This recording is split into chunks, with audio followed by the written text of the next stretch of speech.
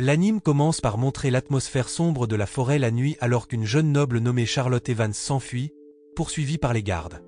Lorsque les gardes atteignent les profondeurs de la forêt où réside le Seigneur des Ténèbres, ils décident de ne pas continuer la poursuite. Pendant ce temps, Charlotte continue de courir jusqu'à ce qu'elle tombe et perde connaissance. La scène se déplace vers une maison au milieu de la forêt, où un sorcier misanthrope nommé Allen Crawford termine son travail. En raison de sa cruauté, Allen a gagné le surnom de Seigneur des Ténèbres, redouté par beaucoup. Le lendemain, Allen trouve Charlotte inconsciente près de chez lui.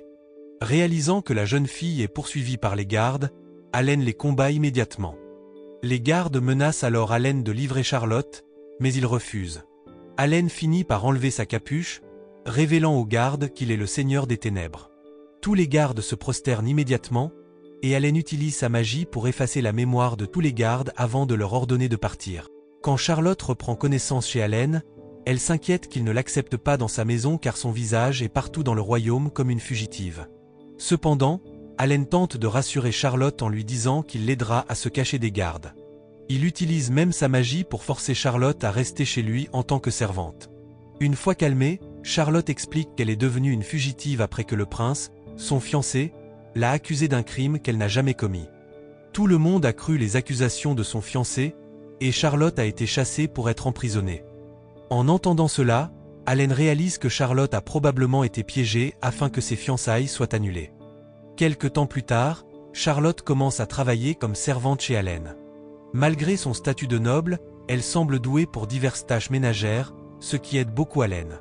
Quand Charlotte finit ses corvées, elle semble s'ennuyer, alors Allen lui demande ses loisirs pour la distraire. En entendant que Charlotte n'a pas de loisirs, Allen envisage de lui apprendre les plaisirs de la vie espiègle. Après avoir examiné diverses bêtises possibles, il décide finalement de ne pas les enseigner à Charlotte, trouvant cela inapproprié.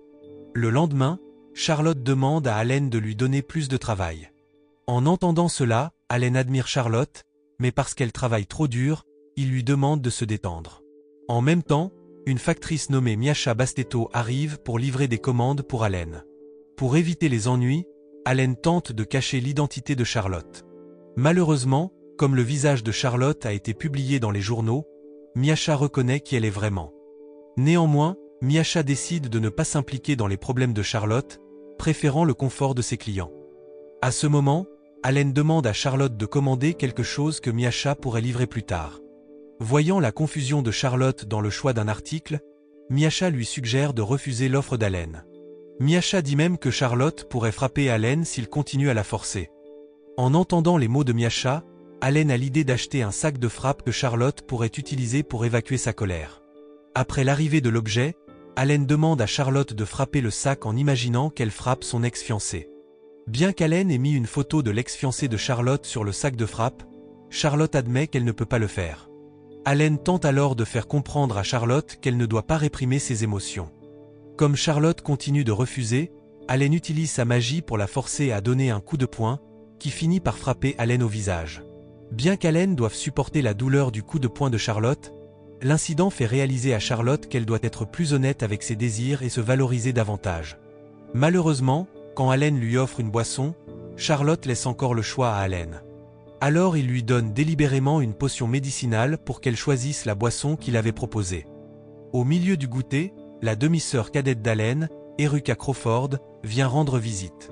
Eruka est connue comme la fille de la famille Crawford qui a adopté Allen.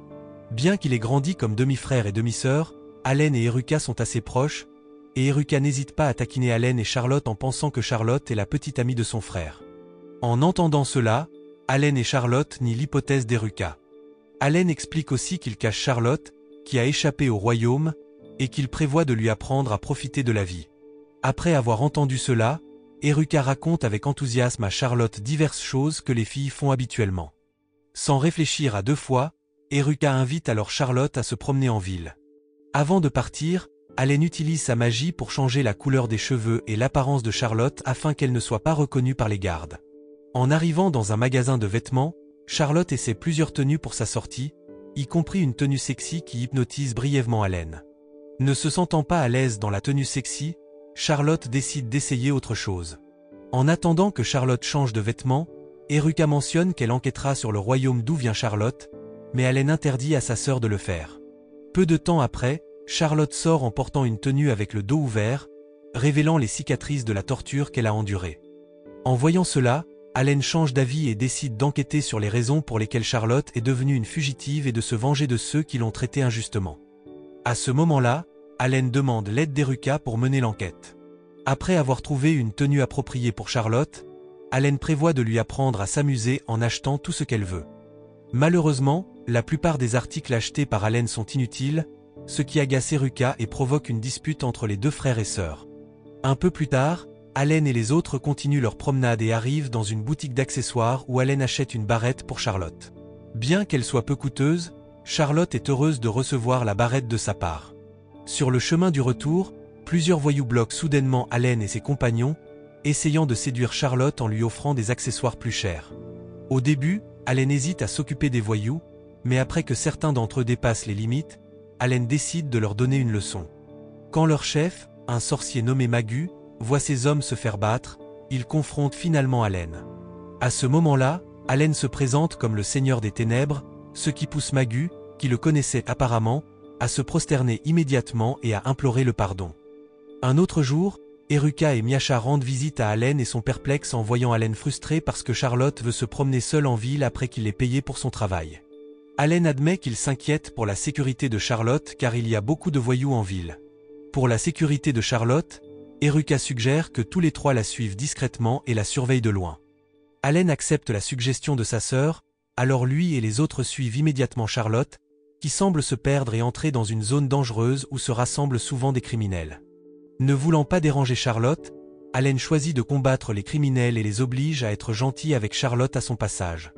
À cause de cela, quand elle traverse la zone dangereuse, tous les criminels la saluent chaleureusement, ce qui rend Charlotte perplexe. Néanmoins, Charlotte leur donne ensuite des potions médicinales après avoir remarqué qu'il était blessé. Grâce à la gentillesse de Charlotte, les criminels se prosternent devant elle et promettent de changer de vie. Ils donnent même à Charlotte le surnom de déesse, mais après avoir réalisé qu'Allen était son maître, ils supposent qu'elle a été menacée par Allen de travailler avec lui. Selon les criminels, Charlotte ne mérite pas de vivre avec le Seigneur des Ténèbres comme Allen. En même temps, Allen, qui entend les paroles des criminels, semble agacé, bien qu'il réalise également qu'il n'est pas approprié pour quelqu'un d'aussi bienveillant que Charlotte. Pendant ce temps, Charlotte dit immédiatement aux criminels qu'Allen est une bonne personne parce qu'il lui a appris à être espiègle. En entendant cela, les criminels, qui admiraient d'abord Charlotte comme une déesse, changent d'avis et pensent qu'elle n'est pas aussi bonne qu'ils le croyaient. Peu après que Charlotte ait quitté les criminels, elle continue son chemin dans des zones de plus en plus dangereuses, forçant Allen à battre les voyous pour les empêcher de lui faire du mal.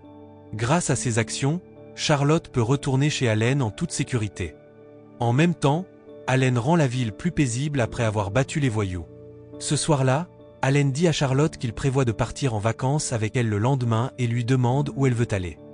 Ne voulant pas déranger Allen, Charlotte ne répond pas à la question, mais il insiste pour qu'elle lui donne une réponse. À ce moment-là, Miasha arrive avec des billets gagnants pour un voyage gratuit dans la région de Yunoa, alors Allen décide finalement de partir en vacances avec Charlotte à cet endroit. Le lendemain, Allen et Charlotte partent pour Yunoa en calèche. Pendant le trajet, Charlotte exprime son bonheur de pouvoir profiter de la beauté de la nature environnante sans craindre d'être capturée par les gardes. Allen, réalisant que Charlotte se souvenait de ses mauvais souvenirs de fugitive, essaie de la rassurer en disant que son avis de recherche n'a pas été distribué dans la région de Yunoa, afin qu'ils puissent profiter de leurs vacances paisiblement. D'un autre côté, Eruka et Miasha suivent secrètement la calèche d'Allen et de Charlotte. De manière inattendue, les vacances étaient en fait un plan d'Eruka et de Miasha pour rapprocher Allen et Charlotte. Après un long voyage, Allen et Charlotte arrivent à l'hôtel de Yunoa, où le personnel de l'hôtel, une sirène, les accueille en tant que jeunes mariés en lune de miel. Allen nie cela jusqu'à ce que le personnel lui montre le forfait vacances, qui est spécifiquement pour les couples.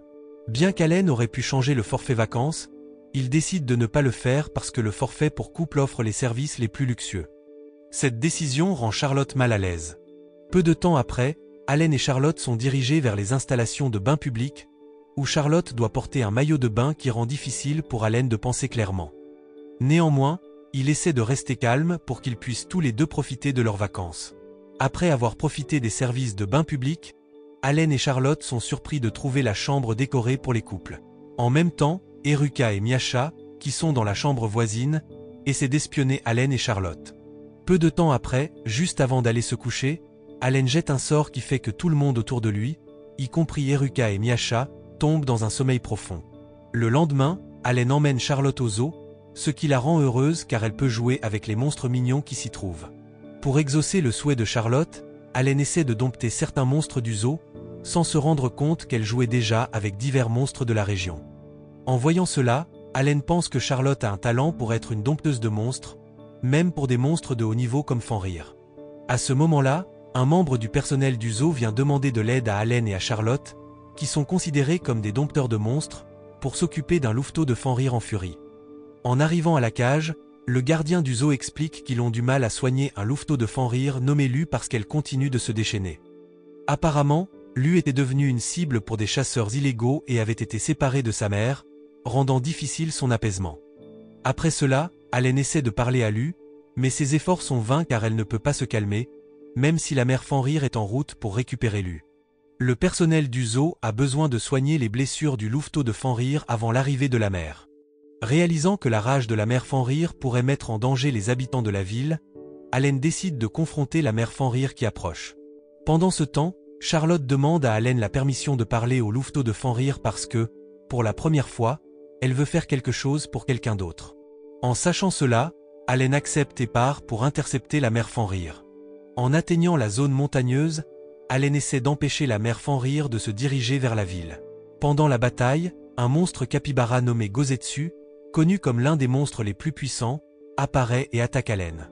De manière inattendue, Gozetsu a l'intention de séparer Charlotte d'Allen, qu'il croit responsable de sa souffrance en ne vengeant pas le royaume qu'il a exilé. À ce moment-là, Gozetsu incite même la mère Fenrir à s'opposer à Allen. Heureusement, Charlotte parvient à calmer Lu et l'amène à la mère Fenrir, arrêtant la rage de la mère. D'un autre côté, Eruca et Miacha réussissent aussi à capturer les chasseurs de monstres de la région. Quelque temps plus tard, les vacances d'Allen et Charlotte touchent à leur fin. Le jour de leur départ, Lu s'approche d'Allen et Charlotte, souhaitant les accompagner. La mère Fenrir semble indifférente à la décision de son enfant, surtout puisque la maison d'Allen n'est pas loin de son antre. Ainsi, Charlotte et Allen ramènent Lu chez eux. De plus, Gozetsu décide soudainement de revenir à la maison d'Allen, bien qu'Allen n'ait pas donné la permission au monstre capybara. Gozetsu se considère même comme faisant partie de la famille de Charlotte. Comme sa maison devient plus peuplée, Allen se sent seul parce qu'il passe moins de temps avec Charlotte. Néanmoins, il est heureux de voir Charlotte avec un but et plus d'enthousiasme pour sa vie quotidienne. Allen apprend aussi de nouveaux sorts à Charlotte, qui souhaite améliorer sa capacité à communiquer avec les monstres. En une seule tentative, Charlotte maîtrise la magie, lui permettant de comprendre le langage de Lu.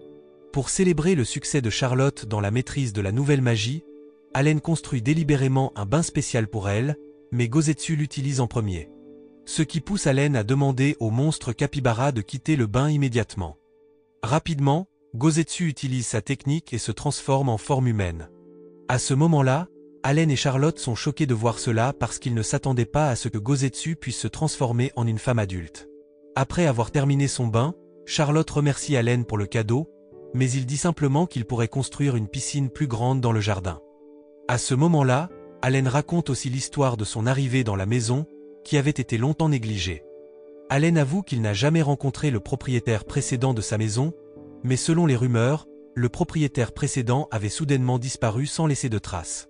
Au milieu de leur conversation, Allen et Charlotte sont surpris par des champignons flottant dans le bain. En enquêtant, ils découvrent que les champignons appartiennent à une elfe nommée Dorothea, qui vit dans le sous-sol. Quand Allen et Charlotte parlent avec Dorothea, l'elfe avoue être la propriétaire précédente de la maison qui avait été déclarée disparue. Avec l'apparition du propriétaire précédent, Allen ne peut plus prétendre que la maison est entièrement à lui. Pour continuer à vivre dans la maison, Allen est finalement forcé de se conformer aux demandes de Dorothea. Dans sa confession, Dorothea révèle qu'elle est une romancière qui avait cessé d'écrire depuis longtemps en raison d'un manque d'idées pour son nouveau travail. Pour cette raison, Dorothea avait disparu pour chercher de l'inspiration jusqu'à récemment, quand elle a eu une idée pour écrire un roman d'amour. Pour rendre son écriture plus réaliste, Dorothea demande à Allen et Charlotte de servir de référence pour son roman en jouant certaines scènes romantiques qu'elle a écrites. Bien qu'Allen refuse initialement, Il finit par accepter sa demande pour conserver la propriété de sa maison. Peu de temps après, Dorothea commence à diriger Allen et Charlotte pour jouer des scènes romantiques selon son script. L'une de ces scènes implique qu'Allen rattrape Charlotte qui tombe de l'étage supérieur. Malheureusement, Dorothea n'est pas satisfaite car Allen a délibérément utilisé la magie pour ne pas toucher directement Charlotte. Dorothea demande alors à Allen et Charlotte de refaire la scène. En entendant cela, Allen dit qu'il ne voit pas d'inconvénient à la refaire, mais il insiste sur le fait qu'il refuse de jouer des scènes qui violent les normes. Dorothea accepte la demande d'Allen, et dans la scène suivante, Allen et Charlotte sont représentés comme des jeunes mariés. Malheureusement, Allen reçoit encore des critiques de Dorothea pour son jeu d'acteur rigide. Dans une autre scène, Allen devient maladroit quand il se rapproche de Charlotte, qui devient de plus en plus captivante. À cause de cela, la concentration d'Allen est perturbée, ce qui rend difficile pour lui de se concentrer sur son jeu. Peu de temps après, Dorothea leur demande de jouer une nouvelle scène où Allen et Charlotte doivent jouer des élèves d'école. Pour soutenir cette scène, Gosetsu et lui participe également, jouant des brutes scolaires qui gêneront Allen alors qu'il essaie de sauver sa bien-aimée, Charlotte. Comme Allen s'implique profondément dans son rôle, lors de la scène finale, il manque de peu de confesser ses sentiments à Charlotte. Dans une autre scène, Allen et Charlotte jouent les rôles d'une histoire de Cendrillon, où Charlotte est la princesse exilée par sa famille. Allen est le prince qui sauve Charlotte. Dans le script écrit par Dorothea, Charlotte est une fille qui reçoit souvent de mauvais traitements de la part de ses frères et sœurs. Avec l'aide de Lu en tant que marraine la fée, Charlotte a la chance d'assister au bal et de danser avec le prince. Après avoir terminé la scène de Cendrillon, Dorothea félicite Charlotte. Malheureusement, Allen ne reçoit pas beaucoup de louanges et est considéré comme un acteur amateur. En entendant cela, Allen proteste parce qu'il a aussi fait de son mieux pour montrer ses talents d'acteur. Peu de temps après, Dorothea demande à Allen et aux autres de jouer la scène finale de l'histoire de Cendrillon. Pendant la scène, Charlotte dit de manière inattendue des répliques qui ne sont pas dans le script, ce qui pousse Allen à envisager de lui confesser ses sentiments. Malheureusement, Allen n'en a pas l'occasion car un homme prétendant être l'éditeur de Dorothea entre soudainement dans la maison d'Allen et l'emmène, disant qu'il va la punir pour avoir négligé son travail pendant très longtemps. Peu après le départ de Dorothea, Eruka apparut soudainement et annonça que la sœur cadette de Charlotte, Natalia, avait des ennuis à l'académie de magie. En entendant cela, Charlotte paniqua car Natalia était le seul membre de la famille qui l'aidait souvent, contrairement aux autres membres qui la traitaient toujours comme une servante. Sans hésiter, Allen et les autres se précipitèrent vers l'académie de magie en bateau à voile. En arrivant sur l'île, Eruka proposa d'expliquer les détails des problèmes de Natalia chez ses parents. En entendant cela, Allen semblait réticent à l'idée d'Eruka car il avait eu une grosse dispute avec son père il y a 3 ans, et l'incident faisait encore parler de lui sur l'île. Néanmoins, Allen accepta à contre-séure de suivre le plan d'Eruka pour aider la sœur cadette de Charlotte. En arrivant chez les parents d'Eruka, Harvey Crawford, le père d'Eruka et d'Allen, accueillit chaleureusement Charlotte. À ce moment-là, Eruka présenta Charlotte comme la petite amie d'Allen, ce qui mit Allen mal à l'aise. Malgré cela, Allen, ne voulant pas que Harvey évoque leurs différents passés, décida de coopérer avec Charlotte en faisant semblant d'être en couple. Au cours de la conversation, Harvey, qui est le directeur de l'Académie de magie, exprima son désir de céder son poste à Allen, mais celui-ci avait toujours refusé, entraînant de fréquentes disputes entre eux. Peu de temps après, la mère d'Allen, Liselotte, vint les saluer. En raison de son apparence jeune, Charlotte pensa d'abord qu'elle était la sœur cadette d'Allen, ce qui poussa Liselotte à se présenter rapidement. Ne voulant pas perdre de temps, Allen demanda alors des nouvelles de Natalia, qui apparemment causait des problèmes à l'académie. Harvey soupçonnait que Natalia avait des problèmes familiaux, ce qui l'avait poussé à s'inscrire à l'académie de magie pour y trouver du réconfort. Malheureusement, après 3 mois à l'académie, Natalia était devenue une élève délinquante qui perturbait fréquemment les autres. Harvey demanda alors à Allen de résoudre les problèmes de Natalia car il croyait qu'Allen comprenait l'état d'esprit de les délinquants. Ayant lui mimité Ellen d'entrer dans le passé. Cette nuit-là, Allen et Charlotte furent forcés de dormir dans la même chambre pour que ses parents ne soupçonnent pas qu'ils mentaient sur leur relation. Allen essaya alors d'utiliser sa magie pour endormir Charlotte, mais sa magie ne fonctionnait pas dans la maison, donc Charlotte, qui n'était pas somnolente, bavarda un peu avec Allen avant de finalement essayer de dormir. Le lendemain, Allen et Charlotte, déguisés en nouveaux élèves, se rendirent à l'académie et rencontrèrent Natalia et son groupe. À ce moment-là, Natalia et les autres semblaient prêts à se battre jusqu'à ce qu'Allen se présente, provoquant la terreur chez les suiveurs de Natalia car ils réalisèrent qu'Allen était la personne la plus respectée à l'académie. Pourtant, Natalia ne montra aucune peur envers lui et l'ignora même lorsqu'il dit qu'il était là pour être son tuteur personnel. Un autre jour, Allen et Charlotte approchèrent à nouveau Natalia dans sa classe. De manière inattendue, malgré sa réputation d'élève délinquante, Natalia était assez intelligente et courageuse pour corriger le professeur lorsqu'il donnait des explications erronées. En tant que sœur aînée, Charlotte ne pouvait cacher sa fierté pour Natalia. En voyant cela, Allen fit semblant de demander à Natalia d'enseigner la magie à Charlotte. Ignorant que la fille devant elle était Charlotte, Natalia accepta. Pendant le déjeuner, un groupe d'élèves dirigé par Chris harcela délibérément Charlotte, la nouvelle élève, en la bousculant et en la faisant tomber. En voyant cela, Allen se mit en colère et faillit utiliser sa magie pour blesser Chris et les autres. Heureusement, Charlotte arrêta rapidement Allen en utilisant sa magie. À une autre occasion, Allen prit l'initiative de répandre la nouvelle que Natalia apprenait la magie avec lui. De cette façon, personne n'oserait plus harceler Natalia, sauf son ennemi juré à l'académie, Chris, et son groupe, qui voulait aussi dominer l'académie. Pour y remédier, Allen suggéra que Natalia et Chris s'affrontent dans une compétition de capture de drapeaux dans le donjon pour déterminer qui était le plus fort. Dans cette compétition, Natalia émergea en tant que championne, mais Chris, qui n'acceptait pas la défaite, la défia à un autre match. Ce soir-là, Natalia et les autres dînaient dans la cafétéria de l'académie, où elle semblait se rapprocher de Charlotte. Malheureusement, Allen n'osa pas discuter de la véritable identité de Charlotte devant Natalia car il ne voulait pas la voir se mettre en colère comme avant. Tout ce qu'Allen pouvait faire était de continuer à construire la confiance avec Natalia, tant avec lui qu'avec Charlotte. Après avoir dîné ensemble, Natalia s'endormit profondément, donc Allen et Charlotte durent la raccompagner à sa chambre. En entrant dans la chambre de Natalia, Allen et Charlotte remarquèrent un sac qui semblait précieux pour elle car il était scellé par magie pour que personne d'autre ne puisse l'ouvrir. En voyant Natalia endormie, Charlotte se rappela des moments où elle lui lisait des livres illustrés avant de s'endormir. Le lendemain, Natalia et Charlotte pratiquèrent la magie ensemble, et en rentrant au dortoir, Natalia fut choquée de découvrir que son précieux sac avait disparu. D'après une note laissée sur son bureau, Natalia comprit que Chris avait volé le sac, alors elle se précipita vers le donjon interdit où il se trouvait. Avant de partir, Natalia demanda à Charlotte de ne pas parler du problème à Allen. Pendant ce temps, Allen reçut enfin des nouvelles de ses subordonnés indiquant que Chris avait défié Natalia de se rendre dans le dangereux donjon interdit, alors Allen se hâta de la trouver. À l'intérieur du donjon, Chris jeta délibérément le sac de Natalia dans le couloir du donjon, la défiant de le récupérer. Sans réfléchir, Natalia et Chris se précipitèrent pour récupérer le sac en premier. Malheureusement, ils furent poursuivis par de féroces monstres prêts à les attaquer. Heureusement, Charlotte, qui avait secrètement suivi Natalia, arriva rapidement et tenta de repousser les monstres avec sa magie, mais ils finirent par se retrouver piégés à l'intérieur du donjon. À ce moment-là, Charlotte demanda ce que contenait le sac de Natalia, qui semblait très précieux. Natalia raconta alors l'histoire de sa sœur aînée, qui avait été punie et expulsée de la maison, bien qu'elle fût totalement innocente.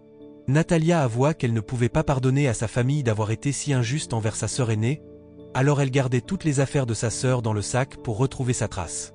Malheureusement, la magie de localisation de Natalia ne fonctionnait pas car la magie de quelqu'un d'autre la bloquait.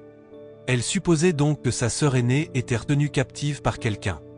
En entendant cette explication, Charlotte fut émue, et même Chris fut touché par son histoire, au point de regretter ses actions envers elle. Alors que Charlotte et les autres s'apprêtaient à quitter le donjon, un gigantesque monstre salamandre bloqua leur chemin. Alors Charlotte essaya de distraire le monstre jusqu'à ce qu'elle soit frappée par son attaque. À cause de l'attaque, Charlotte tomba, et son déguisement fut révélé, faisant réaliser à Natalia que la personne qui était proche d'elle tout ce temps était en fait Charlotte, sa sœur aînée. Peu de temps après, Allen arriva au donjon et sauva Charlotte en combattant le monstre salamandre avec sa magie, provoquant de fortes secousses sur toute l'île. Après l'attaque, le monstre salamandre devint docile car il s'avéra qu'Allen l'avait élevé. Avec l'identité de Charlotte révélée, Allen lui permit de parler avec Natalia. Les deux sœurs s'embrassèrent enfin, échangeant leur affection longtemps manquée. Natalia remercia alors Allen d'avoir sauvé Charlotte, mais en apprenant qu'il sortait avec Charlotte, Natalia sembla contrariée. surtout après avoir découvert qu'Allen avait délibérément bloqué sa magie de localisation. Après que tous les problèmes furent résolus, Allen et Charlotte rentrèrent chez eux. À ce moment-là, ils reçurent un colis de Miasha, qui contenait un cercle magique. Une fois activé, Natalia apparut soudainement à l'intérieur du cercle magique. De plus, Eruka, Miasha et Dorothea arrivèrent ensuite chez Allen, rendant l'atmosphère encore plus animée. À la fin de l'anime, on voit Natalia et les autres profondément endormis après le dîner. Allen profita alors du moment pour inviter Charlotte à observer les étoiles dans le jardin. Pendant qu'il parlait, Eruka et les autres se réveillèrent et pensèrent qu'Allen devenait romantique avec Charlotte. Personne ne voulant écouter ses explications, Allen, frustré, utilisa sa magie pour s'occuper d'Eruka et des autres. La morale de l'histoire est donc: même les seigneurs des ténèbres peuvent être des nounous. Pas de honte à se détendre et à frapper quelques sacs de frappe, même si ça doit passer par la magie.